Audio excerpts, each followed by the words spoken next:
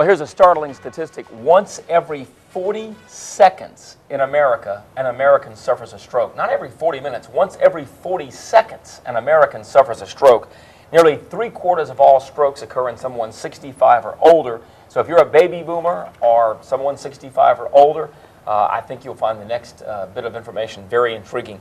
Joining us now from the North Oaks Medical System is Dr. Patricio Espinosa, a neurologist, and Pamela Email, Senior Vice President for Patient Services Outreach at North Oaks Medical System. Good to have you both here. Thank you. Doctor, let's start with you. Stroke information. How can someone know if they're having a stroke? What are the early signs? Well, there are cardinal signs for stroke, and the key word is sudden. A sudden onset in weakness, a sudden onset in facial asymmetry, a sudden loss of vision. Sometimes patients will wake up different than they went to bed the night before. But it's quick. It doesn't just necessarily creep on. If you feel a major change, you have to be alert that something is going on. Exactly. Sudden is the key word of a stroke, and as we know, in a stroke, time is brain, and you need to seek medical attention immediately. Because the longer you go without that attention, the more brain is being wasted away, right? Correct. Okay. Correct.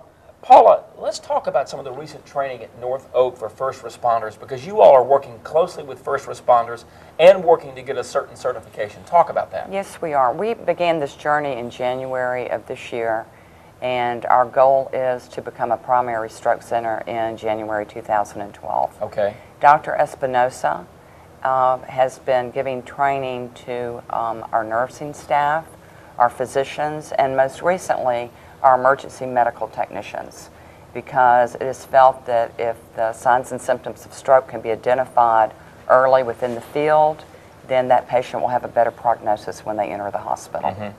Question. If I suspect my parent, let's say, or grandparents having a stroke, should I call the ambulance or should I transport them myself? You should call the ambulance immediately. Okay. We know that 50% of people right now are not using the ambulance system, which is dangerous.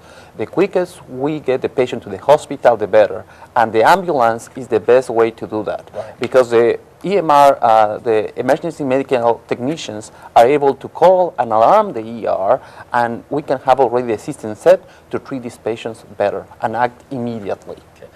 I have to think, Paula, that for the people on the North Shore and all throughout St. Tammany, et cetera, Tangipahoa, the whole area you all serve, having this certification will be great for them to have such access so close. It will be great. And what is wonderful is that we will be using evidence-based medicine, and this is medicine that's been tried throughout the country so that we're given the very latest, very most up-to-date medical care to have the very best patient outcome.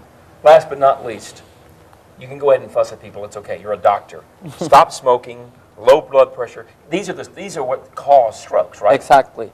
The main risk factor for stroke is hypertension. That's one of the things that is easy to treat and we should address. Other risk factors for stroke are hyperlipidemia, high cholesterol, diabetes, lack of exercise, obesity, smoking, all of those things that we can do something for. And you need to get your regular checkups with your primary care doctor so we can identify the strokes before they happen. I don't want to be in the ER treating strokes.